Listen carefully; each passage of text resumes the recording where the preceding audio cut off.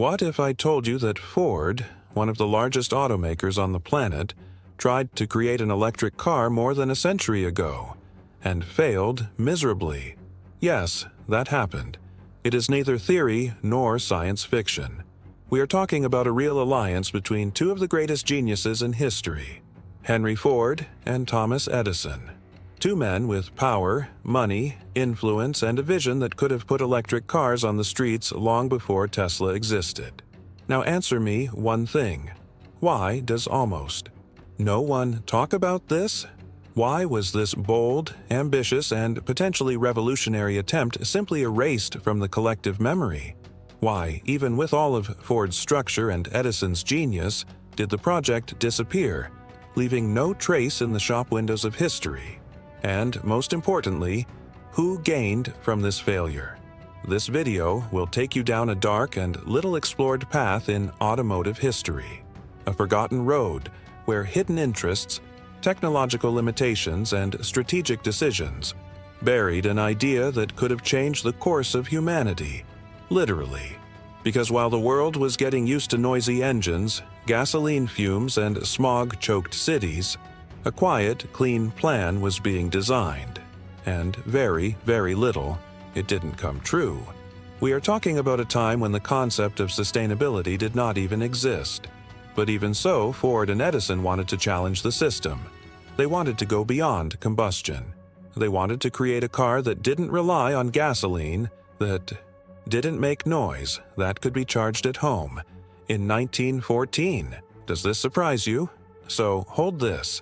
In 1913, Ford and Edison were working together on a revolutionary battery, a new type of energy to equip a vehicle that would be cheap, accessible, and electric. The idea was to replace the famous Model T with a silent and non-polluting version. The project was announced with fanfare, appeared in newspapers, and generated great expectations. But then, everything fell apart. The car never hit the streets. Edison's battery did not perform as expected. The vehicle was too expensive. The reload time was absurd, and without warning, the project was completely abandoned. End. But why? Was it just a technical failure? Or was there something bigger behind it? Because look, we're talking about a time when the oil industry was on the rise. Gasoline was beginning to be mass-produced. Combustion engines were cheaper, easier to maintain, and more profitable. Much more profitable. Do you really think that no one was interested in seeing electric cars fail? Today, more than 100 years later, electric cars are back with a bang.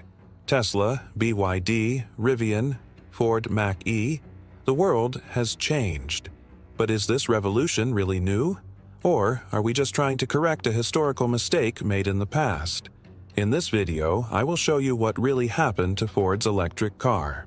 I will reveal the behind-the-scenes of this historic failure, the interests involved, and how it shaped the future of mobility. Get ready to discover one of the most hidden stories in the automotive industry. A story that involves betrayals, unfulfilled promises, and perhaps even sabotage. If you think you already know everything about electric cars, you're about to change your mind. Have you ever wondered how many innovations were buried before they were even born? How many revolutionary projects have disappeared into silence simply because they did not fit into the interests of large industries? Yeah, so it is. The story of Ford's electric car is exactly that. A promise of the future erased by forces that preferred to keep everything as it was. And today, you will understand exactly why this happened, and what this story has to do with our present. Stay with me until the end, because this isn't just a story about a car that didn't work out. It's about an entire system that, faced with a potentially disruptive innovation, chose the most profitable, dirtiest, and most convenient path. It's about how a dream shared by two giants, Ford and Edison, was swallowed by a gear of interest that you might not even imagine the size of.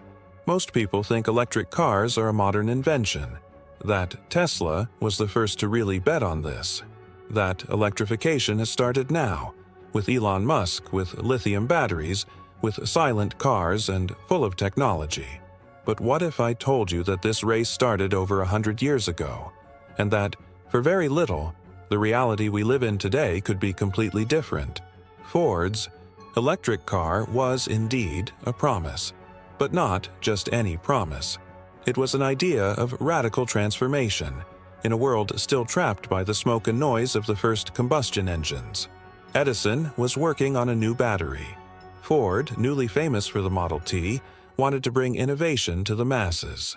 The idea was simple: create an affordable, functional, and electric car, a vehicle for the people that did not depend on gasoline, a car you could charge at home. In the early 1900s, can you imagine the impact of this? Imagine if this partnership had worked. Imagine silent cities, without smoke, without the strong smell of gasoline permeating the air. Imagine the environmental, social, and economic impact of such a radical change even before the world became hostage to oil. But what happened? The promise turned into frustration. Newspaper headlines celebrating the union between Edison and Ford soon disappeared. The prototypes were hidden. The press stopped talking about the subject, and the project was buried. Officially, due to technical problems, Edison's battery did not deliver the expected performance, the car was heavy, the recharging time was impractical. But was that all? Stay with me until the end, because you will see that this explanation is perhaps just the tip of the iceberg. Behind the scenes, other forces were at work. The oil industry grew rapidly. Gas stations began to spread throughout the cities. Combustion engines were already being mass-produced. The economy was shaped around gasoline, and for many, electric cars represented a threat, not an opportunity. So think with me. An automaker like Ford had everything it needed to lead electrification from the beginning. He had money, influence, technology, even the brilliant mind of Edison on his side. Even so, the project was abandoned. Do you really believe it was just because of a low battery? Or was there pressure? Did someone, or some group, prefer to kill this idea before it took shape? Did they sabotage the promise before it was even fully born? That's why this video is so important, because we're not just talking about a technical failure. We are talking about a decision that changed the direction of mobility across the entire planet. A choice that made us dependent on oil for more than a century, which contributed to wars, economic collapses, climate crises. A choice that could have been different if that electric car had gone ahead. And here comes the most important point. This is not a dead story. She is still alive. The decisions made at that time still resonate today. Dependence on gasoline, debates on clean energy, the growth of electric vehicle manufacturers, criticism of battery production, pressure from oil lobbies. All of this is a reflection of a broken promise in the past. And understanding how that promise was broken is essential to knowing where we are going now.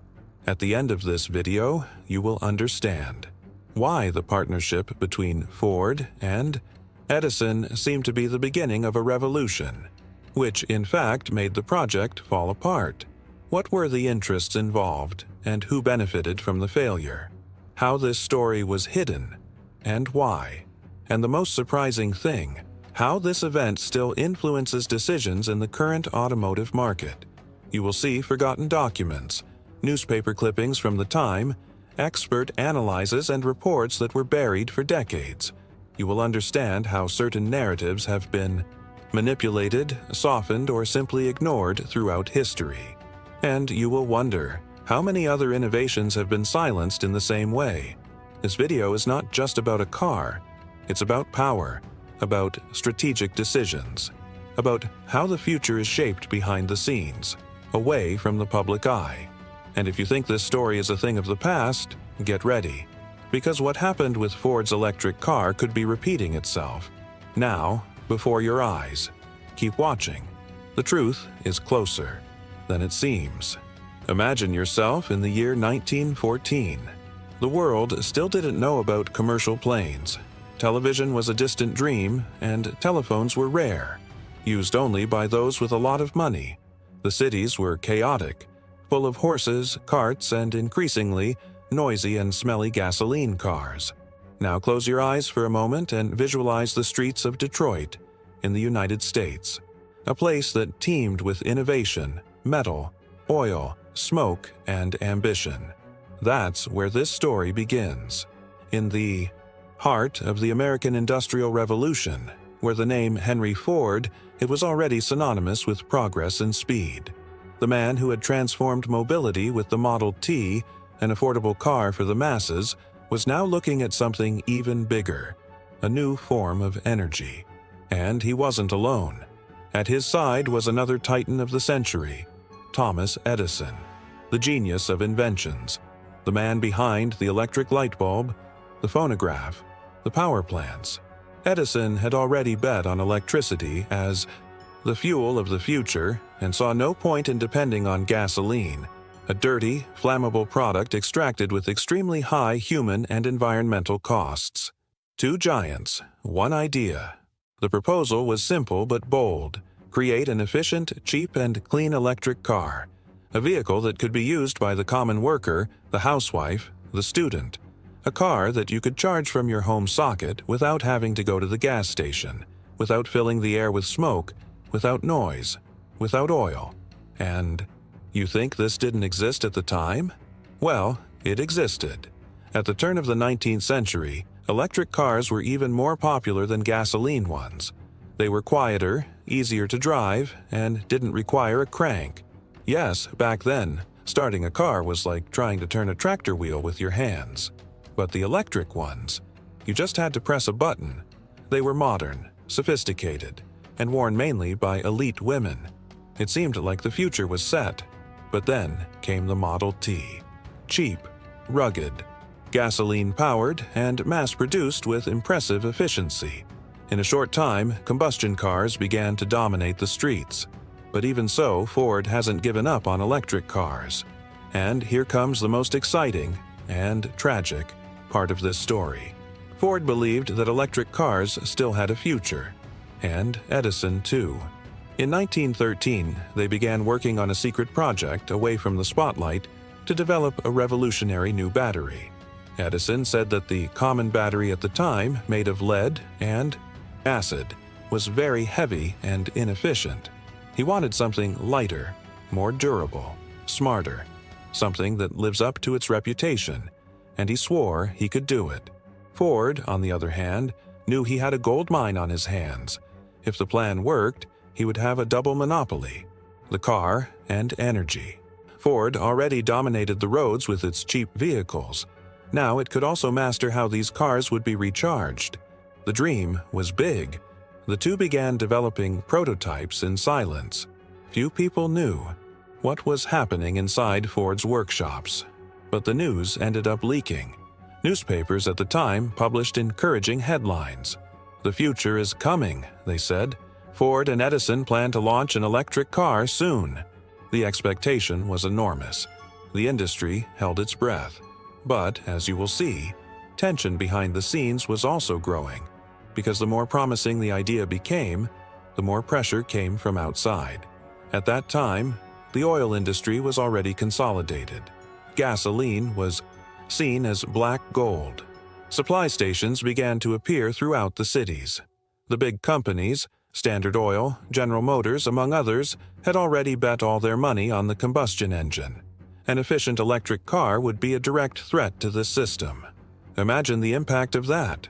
Cars that wouldn't need gasoline, obsolete gas stations, devalued oil, an entire production chain interrupted. Do you really think this idea didn't bother a lot of people? As Ford's electric car prototypes were tested, obstacles began to emerge that were too technical to be coincidental. Edison's new battery didn't work as promised. It was expensive, took a long time to recharge, and in some cases caught fire easily. The electric vehicle, which was supposed to be light and efficient, ended up being slow, heavy, and impractical. But was the problem just technical? Or was there sabotage involved? Economic pressure? Political influence? Ford, pressured by investors and his own engineering team, began to disbelieve in the project. Edison, on the other hand, didn't want to give up. But time was relentless. The market was being dominated by fossil fuels, and every day without a competitive electric car was a day wasted. The project was officially canceled shortly afterwards. No cars hit the streets. None of Edison's batteries were commercialized on a large scale, and the story was shelved. Silently. No scandals, no headlines, just forgotten. But the signs that something big was about to happen still exist. Some images of prototypes were rescued. Drafts of projects were found in old archives, and most importantly, public statements from Ford and Edison, showing that the idea was not just an experiment, it was a real attempt to change the world. Think about that for a second. If this car had been produced, perhaps today the world would not be fighting urban pollution, the climate crisis, and energy dependence. Maybe the oil wars would never have happened. Maybe our cities would be quieter, cleaner, healthier. But that future was erased, canceled, buried, and it all started there, between two legendary figures in modern history. Ford, the man who gave cars to the world. Edison, the man who gave birth to the world. Together, they almost gave the world energy freedom. But they failed, and maybe, just maybe, someone was very pleased with it. Now that you understand the setting, intentions, and characters behind this forgotten attempt, you're ready to see what really sank this project. And get ready. The answer involves much greater interests than you imagine. Have you ever heard that phrase, "Power doesn't like change"? Because in the case of Ford's electric car, this phrase becomes frighteningly real. By now, you have already understood that Henry Ford and Thomas Edison were about to start a revolution. An affordable, efficient electric car that could be charged at home at the beginning of the 20th century. A visionary project which could have anticipated by more than 100 years the movement that we are only now experiencing. But then came the conflict, and what seemed like a dream about to come true turned into a silent nightmare. The first sign that something was wrong was the delay in Edison's battery development. It was supposed to be revolutionary, made of nickel and iron, a promise of durability and performance never seen before. However, in practice it was fragile, unreliable, heavy, and extremely expensive. Several tests failed. The car could barely travel reasonable distances, and when it worked, it took hours and hours to recharge. By 1914, this was enough to begin to undermine Ford's confidence in the project. But was that all? Of course, it would be easy to place all the blame on the limited technology of the time. But this is just the official version. When you start to observe what happened behind the scenes, the story changes color, and it starts to get dark. At that moment in history, the oil industry had already sunk its claws into the economic system. The Standard Oil, founded by John D. Rockefeller, dominated the fuel market with an iron fist. Gasoline was distributed on a large scale. The construction of gas stations was gaining speed, and profits from oil products exploded. Now think, what would happen to this gigantic structure if suddenly cars started to run on electrical energy, which people could generate at home? Do you think these corporations would watch this idly? This is where the conflict really begins. Historical sources suggest that there was pressure, direct and indirect, from groups linked to the oil industry so that Ford's electric car project did not move forward. Ford was a powerful man, but he was also an industrialist who needed to maintain alliances. Much of the company's production chain was dependent on suppliers who were increasingly integrated into the oil sector. And as if that weren't enough, another element entered the game: the American government. Yes, the government. In the midst of the expansion of the industrial economy, the United States was building its energy policy around oil. Access to fuel was seen as a strategic asset, including for military purposes. Encouraging the large-scale use of electricity, even beyond state control, was not a priority. Quite the opposite. All of this created a scenario where the existence of a successful electric car was simply inconvenient. And when something becomes inconvenient for great interests, it is not fought with arguments. It is hushed up. The battery's technical flaws were exploited to the maximum to discredit the project.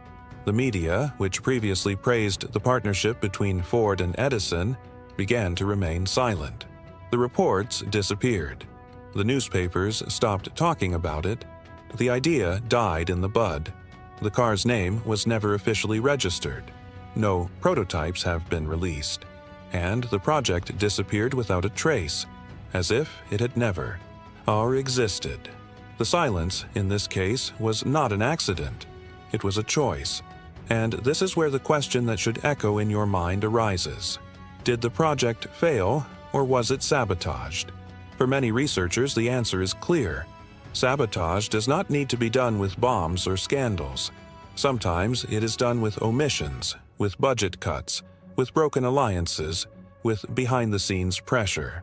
A phone call from a big investor, a negative article planted in a newspaper, a conversation between politicians and business people away from the spotlight.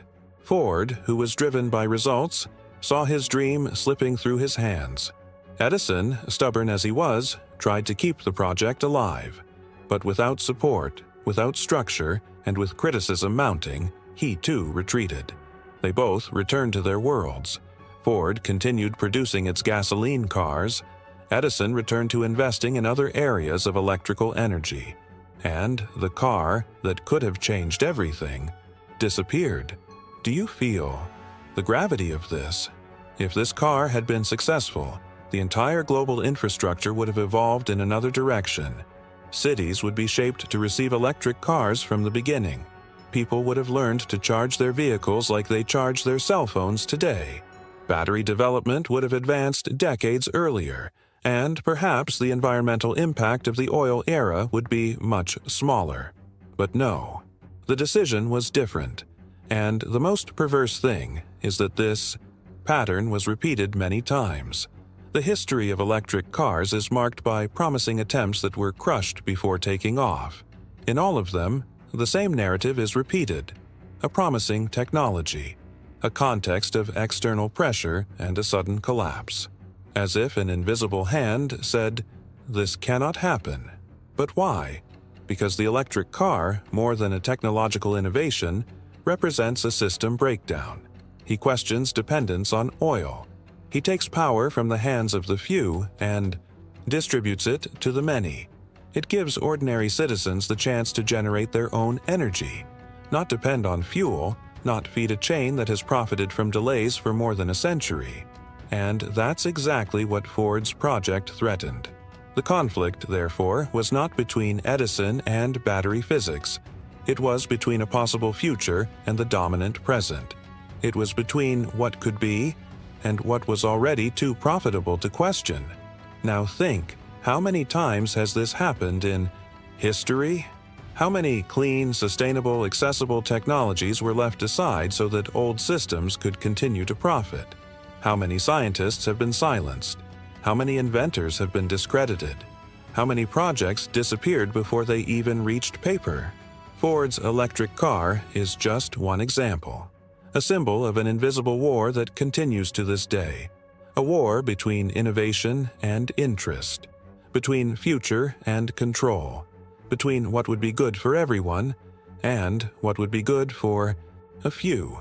And this story isn't over yet. In the next block, we will reveal the most surprising moment in this entire narrative, the twist that almost no one knows about. A shocking detail about this project that could completely change the way you see the automotive industry to this day. If you found all of this disturbing so far, wait until you discover what was hidden inside Edison's own laboratory. You already understand that Ford's electric car project didn't fail just because of technical and limitations. He was swallowed by greater forces. But now the time has come to reveal one of the most surprising details of this entire story. Something that almost no one knows about, and that completely changes the way we see that historical moment. The twist is in a very specific location: Thomas Edison's laboratory. For decades, Edison's personal files were stored, inaccessible to the public. There were notes, drafts, sketches of inventions, many of them never used commercially. However, among these forgotten documents, historians discovered something curious: detailed plans for a new type of battery, which seemed to solve exactly the problems that destroyed Ford's electric car project. A lighter, more resistant battery with faster recharge, and, most impressively, with an estimated range of more than 160 kilometers, something absolutely revolutionary for the time. Do you understand what this means? It means that while the world believed the project had failed, Edison continued, working in secret to solve the electric car's biggest obstacle: energy. And this raises an unsettling question. If this battery existed, why was it never used? Why was it archived? The answer, once again, appears to lie outside of science, and within politics and corporate interests. Edison's new battery required materials that were not under the control of the large mining companies at the time. Furthermore, its large-scale production would require a radical change in the structure of Ford's factories. This meant high cost and, worse, rupture with the suppliers that supported the gasoline production chain. Once again, the stage was set. The innovation was ready, but the system was unwilling to accept it. But there's more. And here comes the most disturbing point. In interviews conducted decades later with former employees of Ford and the Edison Company, bombshell information emerged. One of the prototypes of the electric car with the new battery was tested in secret, and it worked.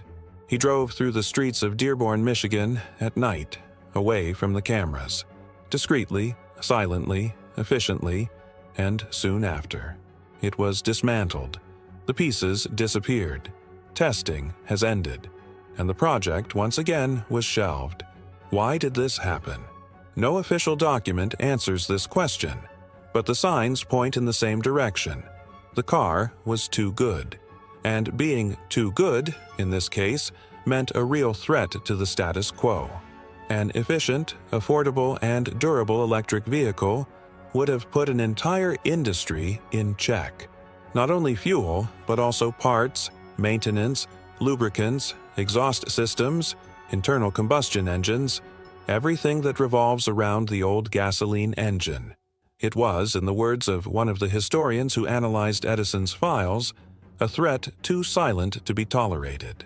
And here's the real shock of this story. It wasn't just a missed opportunity. It was a choice.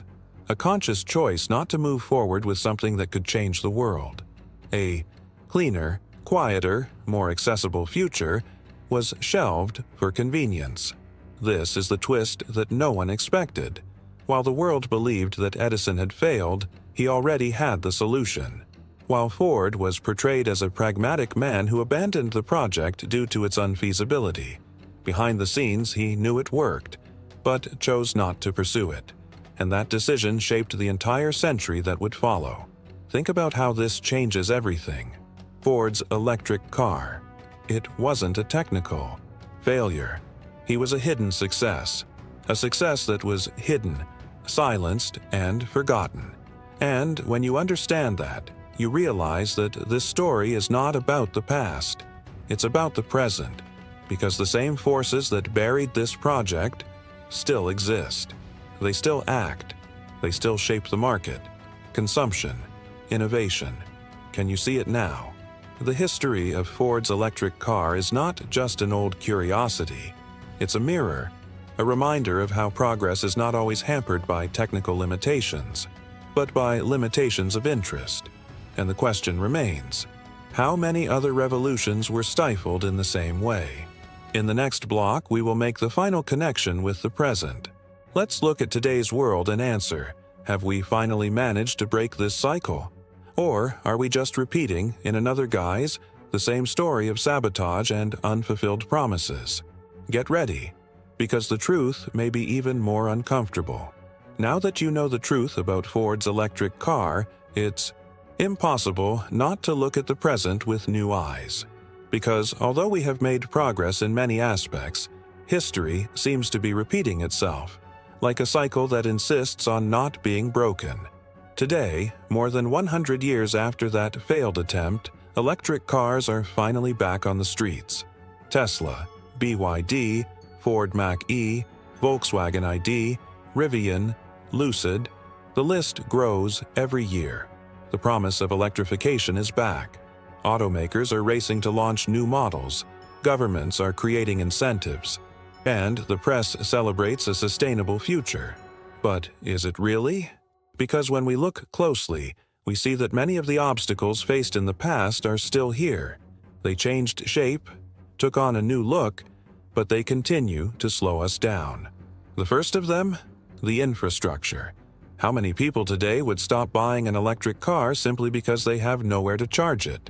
Apartment dwellers, people in rural areas, professionals who travel long distances.